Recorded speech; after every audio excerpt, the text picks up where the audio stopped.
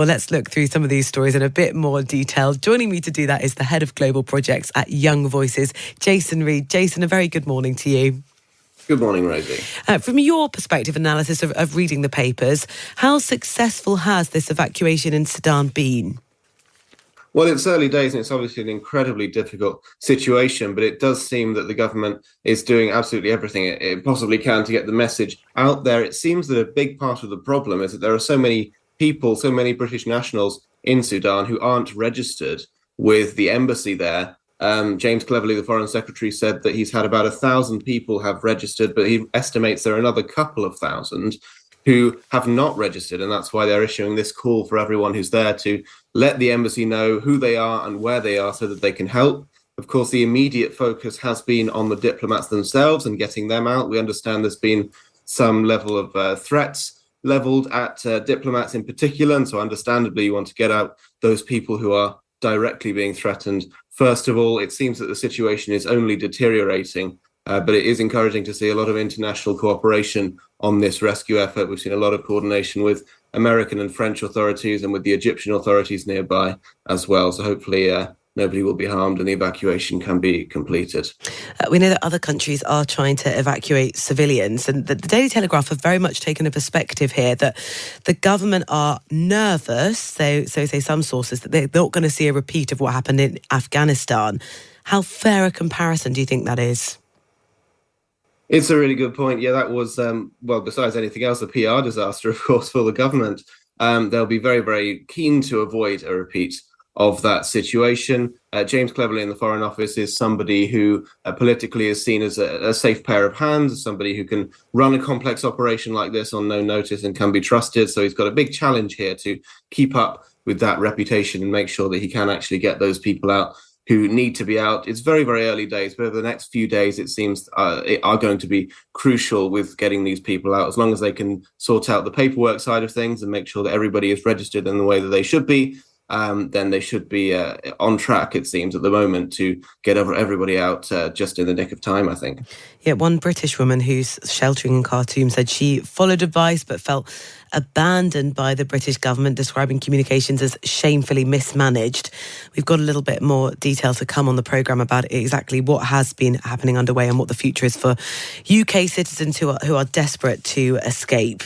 Let's move to the other story making a lot of the front pages, and we've talked about it already with our political correspondent. It's that Diane Abbott has been stripped of the whip. Did you read her piece in The Observer? And for the Labour Party, for Keir Starmer, how does he handle this? I did read the piece. I found it absolutely extraordinary. It's just a catastrophic, unforced error here from Diane Abbott. She shot herself in the foot by making this absurd comparison, trying to, first of all, try to draw attention to what she thinks is an important distinction between racism and prejudice, saying that some people, such as Jewish people and other people like Irish and traveller people, experience prejudice but not racism, which is at best a semantic point. But it's just another reminder that Keir Starmer did not need about Labour's recent history with anti-Semitism. Quite understandably, a lot of people are up in arms about this, and so Keir Starmer has had to act very, very quickly. He doesn't want there to be any impression, even the slightest hint, that he is being soft on anti-Semitism. He wants a clean break with the Jeremy Corbyn era of the Labour Party, and so Diane Abbott, as you say, has had the whip suspended immediately pending an investigation into this. I just find it extraordinary. I don't know what point she was trying to make here, and it seems that, yeah, a lot of Labour MPs would do well to think a little bit more carefully before they write letters to national newspapers. What did you make of her apology? I think her apology was, I'm afraid, political. It didn't strike me as sincere. I think a lot of people viewed it that same way. She tried to get out of it by saying it was first draft or something like that she accidentally sent to the newspaper, which really does miss the point and does suggest that she does not appreciate the gravity of what's gone on here. She doesn't appreciate what it is that people are actually objecting to. It's not an issue with the wording of what she said or the semantics of it. Exactly. It's the sentiment. It's the fact that it does seem there's this trend within certain strands of the Labour Party that anti-Jewish racism is not seen with the same level of seriousness as other kinds of racism, which is not something that can just be swept under the rug. From challenges to the opposition to the government, Rod Stewart is front page of the Mirror as renewing his call for nurses to get a fair pay rise. What are the optics for the government when you have these high-profile celebrities who come out and say, if you're not going to do anything, maybe I will? It's not good, is it? It's tough enough for the government when you've just got nurses themselves and union leaders and so on going on TV and saying we want a pay rise. But when you've got big names like Rod Stewart behind them as well, it just makes it all the more difficult. Although perhaps you might say that it plays into the government's hands a little bit because they want to be seen as fiscally responsible and managing the purse strings well. And so if they've got someone like Rod Stewart who they can stand up to and say, no, actually, we've got to prioritise the economy over giving a really generous pay rise to nurses and other NHS employees, that might put them in an even stronger position. It seems that that's what they're going to have to do anyway, regardless of what Rod Stewart says. They're not in a position to be doling out billions of pounds, or at least they don't want to be extra in pay rises. They don't want to be seen to be giving ground to the unions and maybe encouraging even more public sector strikes. They're going the other way and taking quite a hard line. In fact, Steve Barclay, the health secretary, has suggested recently he might actually sue over the most recent nurses' strike and issues to do with patient safety. So Rod Stewart has got his work cut out if he's going to get the government to change their stance on this. Yeah, he says, speaking about the nurses, I'm well on their side. I was absolutely with them. They come before anything. How much of a problem is it for the government, particularly the health secretary, that up to this point, the public have largely been in support of particularly the nurses and the doctors' strike action? It's a really difficult situation that they're in, especially when it comes to NHS employees. I think more than any other public sector employees, especially off the back of a pandemic. There's a lot of public sympathy for doctors and nurses and people demanding the pay rises that they feel they deserve. But unfortunately, we do also have the other side of the coin, that we already have the highest taxes in a generation. We already have a government that is determined to get debt falling as a ratio of GDP. And so you can't do that if you're just baking in inflation by giving gigantic pay rises to nurses and doctors. And so they've got to hold the line firm. The Daily Mail have launched a campaign today saying it's time to scrap the tourist tax.